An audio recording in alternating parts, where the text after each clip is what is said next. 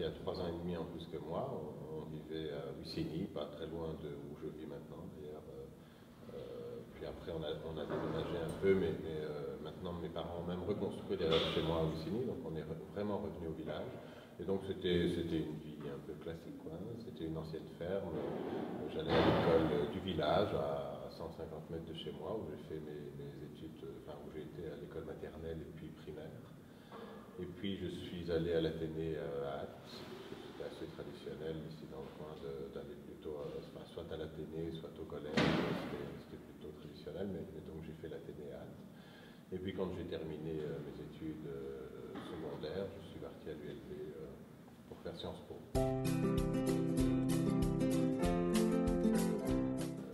Je me suis très vite intéressé au Parti Socialiste. J'ai commencé à militer au PS, je devais avoir 15 ou 16 ans. Puis j'ai été très tôt président de section. Je suis devenu président de section, je crois que j'avais 20 ou 21 ans. Mais donc moi, dès le départ, je savais que j'avais envie de faire de la politique, que ça m'intéressait. C'est pour ça que j'ai voulu faire Sciences Po d'ailleurs, parce que c'était vraiment pour moi quelque chose vraiment un point d'intérêt. Et d'ailleurs, quand j'étais en Sciences Po à l'ULB, j'étais un des rares fous à dire qu'ils voulaient faire de la politique. Ils étaient tous là pour faire de la diplomatie, pour travailler plutôt dans les ambassades, des choses comme ça. Et moi, non, je savais que je voulais faire de la politique. Donc ça m'est venu très tôt, en fait. Mais donc j'ai présidé une section PS de Wisseny très tôt, donc je te dis j'avais 20 ans, quelque chose comme ça.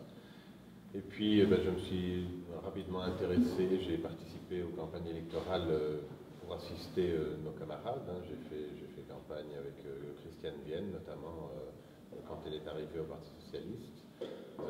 Et puis petit à petit, quand je suis rentré dans la vie vraiment active, j'ai commencé à travailler dans les cabinets ministériels. Enfin, j'ai d'abord travaillé comme conseiller parlementaire à la Chambre, puis je suis rentré dans un cabinet ministériel comme collaborateur. Et puis petit à petit, je suis passé de collaborateur à secrétaire particulier. Et puis notre parti a organisé des formations pour voir un peu quels étaient les membres de cabinet qui voulaient aller un peu plus loin dans les structures des cabinets. Et j'ai fait une formation de secrétaire de cabinet, donc pour gérer les finances des cabinets et pour gérer le personnel. Et donc je suis devenu en 2008, je crois, oui, c'est en 2008, secrétaire de cabinet dans différents cabinets. J'ai terminé ma carrière de secrétaire de cabinet quand je suis devenu député wallon. Je crois que le quotidien d'un homme politique, c'est d'abord de rencontrer des gens, c'est d'abord de sonder le terrain, de se renseigner sur un tas de matières ou de compétences qui nous intéressent et qu'on a envie éventuellement de changer, d'orienter, de modifier. Et puis après, il y a effectivement le travail parlementaire en tant que tel, où là, c'est le Parlement, ce sont les commissions parlementaires où on intervient, où on participe au débat, où on interpelle les ministres, où on pose des questions, où on s'inquiète de telle ou telle législation. Et puis, il y a les séances plénières, en général, en tout cas pour les entités fédérées comme la région et la fédération, c'est le mercredi.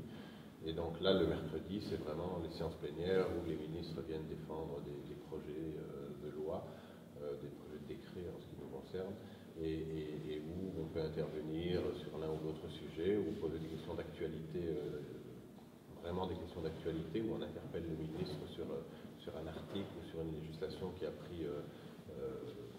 qui a démarré quelques heures avant dans la semaine, ou des choses comme ça.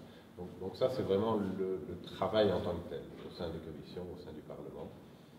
Mais moi, je pense vraiment que le travail parlementaire ne s'arrête pas à ça. Le travail parlementaire, c'est d'être au milieu des gens et comprendre quelles sont les problématiques et les attentes des gens. Le jour où on aura perdu ça, je pense qu'on aura tout perdu. La fonction de bourgmestre est pour moi effectivement quelque chose de tout à fait indispensable, parce que je trouve que c'est la fonction la plus épanouissante et la plus belle des fonctions qu'on peut avoir. Non seulement parce qu'il y a évidemment le contact avec la population, où la population nous fait part de ses attentes, de ses besoins, mais où il y a, en tant que bourgmestre, cette capacité à faire changer les choses tout de suite, où on peut décider d'octroyer des budgets vers tel ou tel projet, où on peut décider de créer des choses. Et ça, c'est ce qui fait de la fonction de bourgmestre la plus belle des fonctions.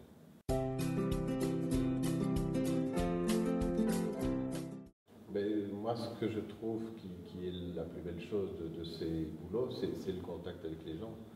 Bon, on peut partager ou pas, évidemment, cet avis, ça dépend de comment on se situe, mais faire de la politique sans avoir ce contact avec la population, ça n'a aucun sens. Et il faut, à mon sens, avoir ce besoin et cette envie de rencontrer des gens pour pouvoir faire son boulot correctement.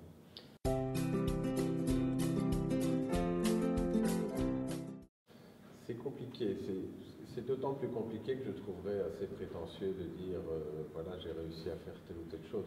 Je trouve que la plus belle des choses, c'est justement d'essayer de bouger les choses pour améliorer le quotidien des gens. Après, choisir l'une ou l'autre chose, où il y a des trucs un peu sympas, quand je travaille par exemple sur le crowdfunding, parce que je suis convaincu que le crowdfunding, c'est quelque chose qui peut aider justement les idées un peu novatrices à être développées grâce au soutien populaire, grâce aux gens qui disent moi je trouve cette initiative sympa, je vais la financer. Voilà, pourquoi pas, mais je veux dire, c'est pas ça. Ce que je trouve vraiment intéressant, c'est justement de pouvoir changer le quotidien des gens pour le rendre meilleur. En tout cas, c'est l'objectif.